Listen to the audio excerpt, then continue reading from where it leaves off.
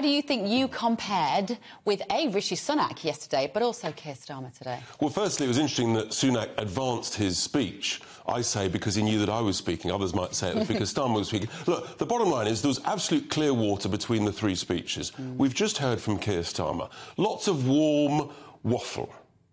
Just like Rishi Sunak. Lots of warm waffle. But where's the specifics? We've got a nation in absolute crisis. And the only specific, as Olivia's just said, from Keir Starmer, is devolution, in inverted commas. That's actually code word for more bureaucratic, bungling blockages down the track. What I put forward, I'm the only person who put forward an absolute, clear, financial specific. Right? We've got a cost of living crisis. We've got an inflation crisis. Wherever you look, there are crises. I said, with a clear mandate, clear specific, you've got to lift the starting point at which anybody pays income tax from 12.5 grand to 20 grand. That's 30 quid a week. We've got to help the 5.2 million people on out-of-work benefits, talent, opportunity. Everybody talks about that. Nobody specifies on the people on benefits that we've got to get back into work rather than importing cheap overseas labour. So that was the real specific. I set out how we pay for it, and that's the difference. Yeah. You don't get warm. You're not going to get lots of warm, cuddly waffle from me, Bev. What you're going to get is action, specifics, dealing with the challenges and the crises facing the country now, not 10 years down the track. So what do you make then of when one of the reporters did say to Keir Starmer, you know, how are you going to are you going to match the Conservatives with your spending plan? He says, well, we just can't decide that yet. He has a point, though, doesn't he? Until he's sat in that seat with the numbers in front of him, he can't do the maths, can he? Nonsense. That's pathetic. That's just kicking the can down the road.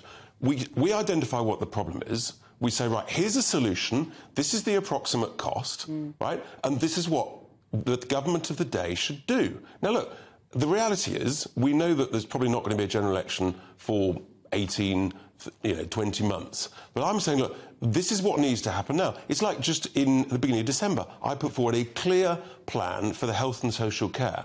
Costed, how you deal with it. I said, for 3 years, all frontline patient-facing staff in the NHS, private healthcare, social care, should have zero basic rate income tax. That would retain staff, it would attract staff back. Yeah. We haven't got time to train lots of new people. The crisis is now. So I set out the costs, I set out how you deal with it, and I set out how you fund it. There's none of that from the two main leaders. Well, I asked our viewers and listeners to send in some questions for you specifically. I said I would be diplomatic about them, but I don't really need to be, because they really do like you.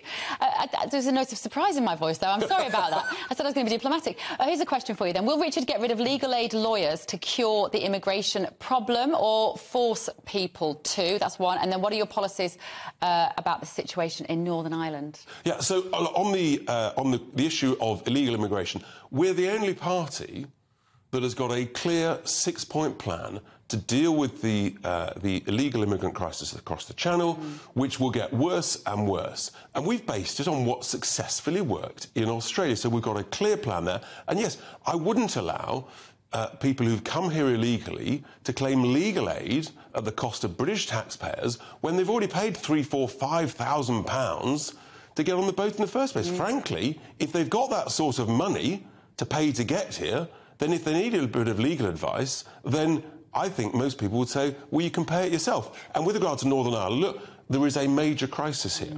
The Northern Ireland Protocol isn't working. We said at the time it wouldn't work. And I think that the Northern Ireland Protocol bill, it's a step in the right direction. But fundamentally, we've got to get tough. We've got to make it quite clear to the EU that we would invoke the Article 16 of the protocol unless you give them a very short time frame to reorganise everything that's not working. I'd give them 3 or 4 weeks.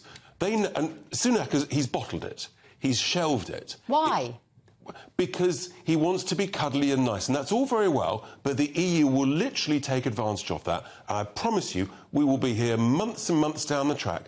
Nothing will have happened. They'll still be talking about it. There'll still be huge problems in Northern Ireland. The situation will be getting worse. Reform is the only party with the courage to stand up and say, enough is enough. Northern Ireland has been partitioned from the rest of the UK, and it's unacceptable.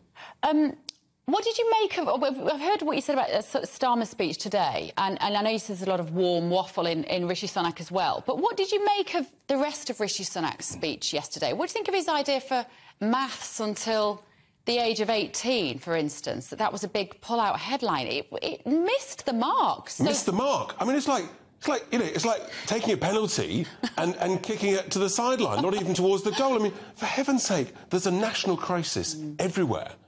And he waffles on about teaching 17, 18-year-old maths when we haven't even got enough maths teachers to teach kids at primary school.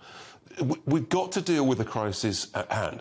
If you look at his 5 key things, actually, there was no measurement targets there, really, and he refused to put a timetable on those things. And with regard to the immigration issue, look, at the beginning of last year, the Tories said, under whichever Prime Minister was the leader at the time, I think it was Boris, said, we've got to have a new nationality and borders bill. That would solve the problem.